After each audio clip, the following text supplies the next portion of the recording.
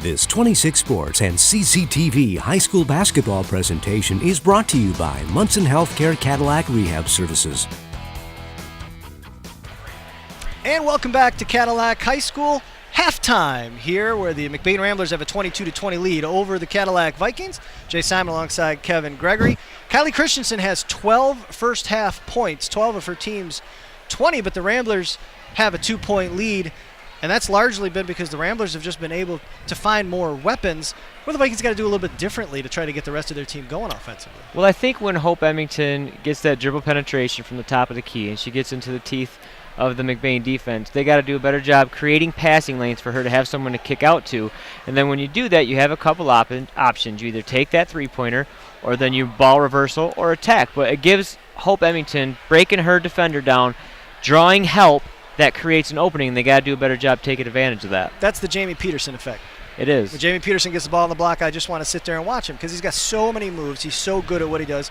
Kylie Christensen is very, very good. And I can imagine their teammates sometimes get a little caught up in watching and see what she's going to do. She's usually very effective down there. The Ramblers, though, sending a couple of bodies at her.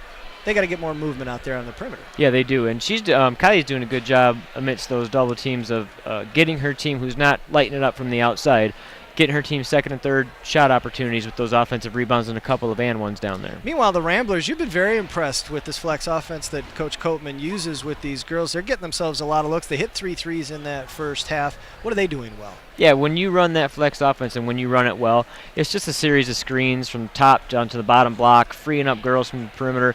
They obviously have 3 different girls who hit a three-pointer, so they're capable from the outside, but it just creates a lot of mismatches and a lot of pressure on the defense to be able to talk and work through those screens.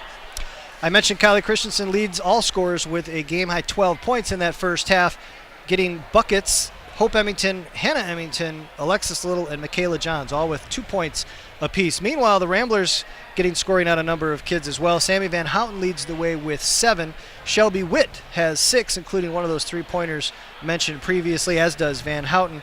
Charity Engelwright has a straightaway 3 for her 3 points, and then Michaela Coatman, who has the 2 fouls. Brianna Van Houten and Alyssa Johnson each with a bucket apiece to round out the scoring for the Ramblers, who are 3 of 6 from the line. The Vikings, meanwhile, a perfect 6 of 6. We're pretty sure. We're pretty sure. This is pretty unofficial. I'm not unofficially lie. Official. But we'll see what happens here in the third quarter. It'll be interesting to see the kind of pressure McBain puts on Kylie Christensen to see if they can attack her, maybe try and get her to pick up her 3rd foul early in the third quarter.